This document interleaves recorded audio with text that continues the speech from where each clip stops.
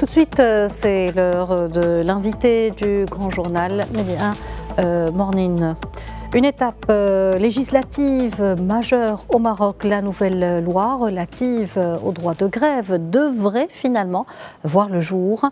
La Chambre des représentants a voté ce mardi en séance plénière à la majorité en faveur du projet de loi organique relatif à la grève. Ce texte doit désormais passer devant la Chambre des conseillers. Pour en parler, nous sommes en direct avec M. Abdeltif Komat, doyen de la faculté des sciences juridiques, économiques et sociales de Casablanca. Bonjour M. Abdeltif Komat, merci d'avoir accepté notre invitation. Merci à vous pour l'invitation. Alors, plus de 60 ans après son inscription dans la Constitution marocaine, le droit de grève est sur le point d'être consacré par un cadre juridique. Le projet de loi organique numéro 97-15, qui définit pour la première fois les conditions et modalités d'exercice du droit de grève, a été approuvé hier par 124 voix pour et 41 contre. Comment évaluez-vous ce nouveau projet de loi? En fait, c'est un nouveau projet qui va dans le sens d'un équilibre entre trois dimensions. Tout d'abord, l'intérêt des travailleurs. Le droit de grève est un droit universel et comme vous l'avez dit, le Maroc l'attend depuis pratiquement plus de 60 ans et il était temps parce que nous sommes dans une dynamique sociale et économique qui devrait permettre à cette loi organique de voir le jour. Deuxième dimension, c'est une dimension bien évidemment économique qui doit préserver le droit, bien sûr, à la continuation de l'activité économique et bien évidemment tout en respectant le droit de grève. Et la troisième dimension, c'est une dimension sociale, notamment la continuité du service minimum et des services vitaux pour le citoyen. Donc, il y a l'économique, il y a le social, mais il y a également, bien sûr, l'intérêt du citoyen. Alors, je crois que sur ces trois volets, les choses sont bien avancées parce que pratiquement aujourd'hui, après l'avis de la commission sociale du Parlement, après également l'adoption hier, moyennant quelques amendements par le Parlement, je crois que la dynamique est enclenchée et il va dans le sens justement de cet équilibre qui est recherché. Alors, selon le ministre de l'Emploi, en plus d'empêcher l'employeur de recruter des travailleurs pour remplacer les grévistes, il sera stipulé de ne pas recruter de personnes qui n'avaient pas de relation de travail avec l'établissement avant la date de la grève. Quelle lecture faites-vous de cet amendement ? En fait, oui, c'est un moyen de ne pas, je dirais, court-circuiter, empêcher la grève de se dérouler en fait, dans les conditions réglementaires et qu'elle soit la voie pour une négociation, pour trouver des solutions aux problématiques évoquées. Et donc, il ne faut pas qu'il y ait des recours à des méthodes pour empêcher la grève de se dérouler conformément à ce qui est stipulé. Alors, bien évidemment, il y aurait possibilité de cette alternative pour les employeurs, c'est de recruter des stagiaires pour faire le travail à la place des travailleurs grévistes ou des personnes qui n'étaient pas dans un processus de recrutement à cet effet-là. Et donc, bien évidemment, le projet de loi interdit ce recours parce qu'il devrait permettre à la grève de se dérouler conformément à son bien fondé. On parle également d'annulation des peines privatives de liberté qui étaient présentes dans le texte précédent, ainsi que la suppression des sanctions pénales. Pouvez-vous nous en dire plus ? En fait, ça va dans le sens de la liberté du droit syndical. Vous savez que à travers le monde, les syndicats ont la latitude, bien sûr, d'initier des grèves et bien évidemment, dans le respect de la loi. Cela ne devrait pas les emmener vers, je dirais, une procédure judiciaire privative justement de liberté. Alors cela figurait dans l'ancien texte. Aujourd'hui, le texte est avancé sur ce plan-là pour supprimer justement ces dispositifs de privation de liberté.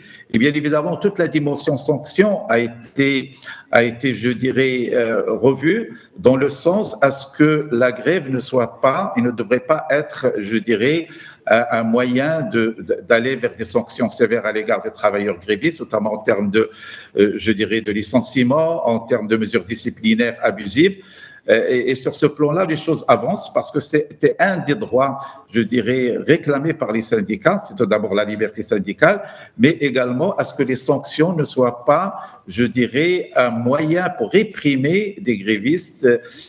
Autre mesure, c'est-à-dire avec des peines qui vont jusqu'à le licenciement ou jusqu'à des peines très, très, très sévères.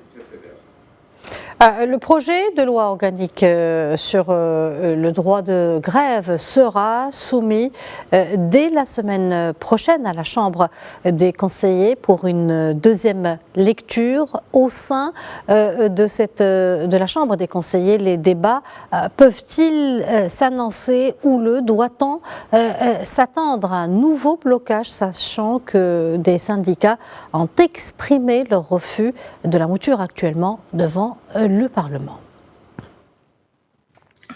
En fait, oui, c'est une étape cruciale parce qu'il faut le rappeler. La Chambre des conseillers, en fait, il comprend notamment des tranches de population plus en relation directe avec cette question, notamment les syndicats, le patronat, la CGM.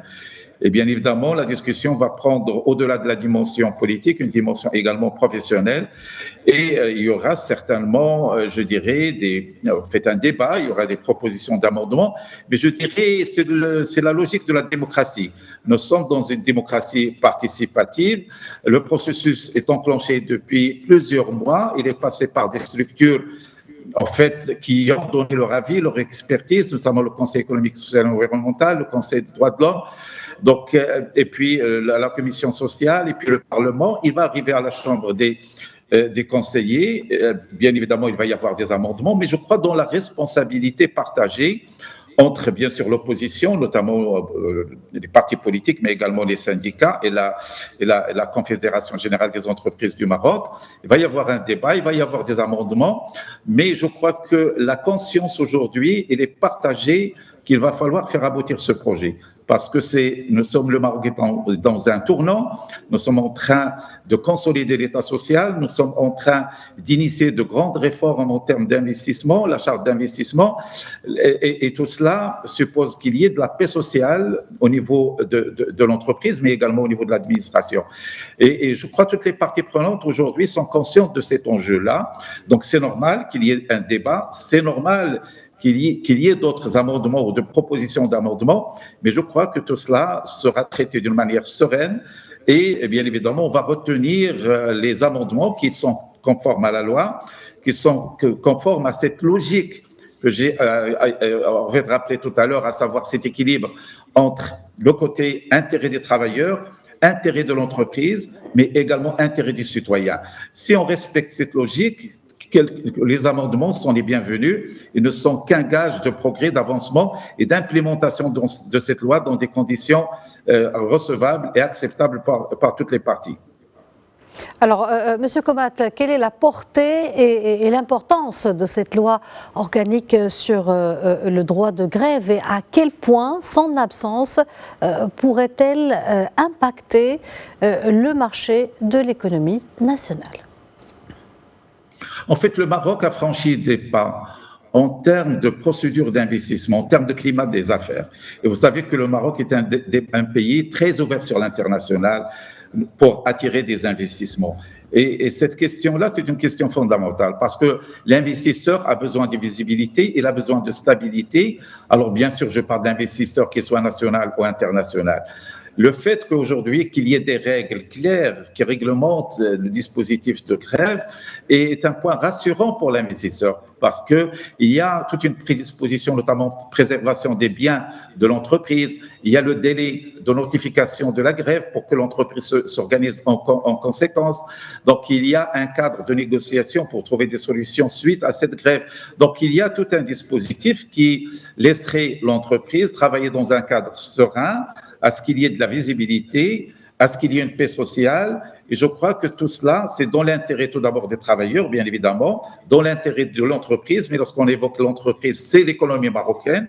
Et on connaît aujourd'hui les défis qui sont devant l'économie marocaine en termes de taux de croissance, en termes, je dirais, aujourd'hui, de franchir des pas. On parle aujourd'hui de la Coupe du Monde avec des échéances en termes d'infrastructures, en termes de dynamique économique. On parle des objectifs du nouveau modèle de développement à l'horizon 2035 qui devrait voir le revenu national, en fait, par tête doubler d'ici 2035, qui devrait voir le taux d'activité de la femme grimper à 45%. Donc, le Maroc, aujourd'hui, est devant de grands défis qui supposent qu'il y ait une convergence, parce que l'intérêt est le même, l'intérêt est partagé, le travailleur et l'entreprise, le social et l'économique vont de pair. Et c'est la logique qui a été, en fait, insufflée par Sa Majesté depuis le départ. Sa Majesté a toujours voulu que le Maroc évolue au fait d'une manière parallèle sur la dimension économique et la dimension sociale.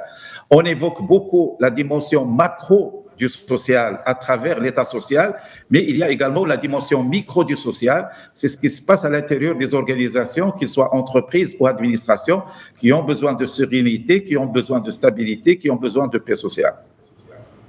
Monsieur Abdeltif Kommat, je vous remercie pour cet éclairage. Merci d'avoir répondu à nos questions. Je rappelle que vous êtes doyen de la faculté des sciences juridiques, économiques et sociales de Casablanca. Merci à vous.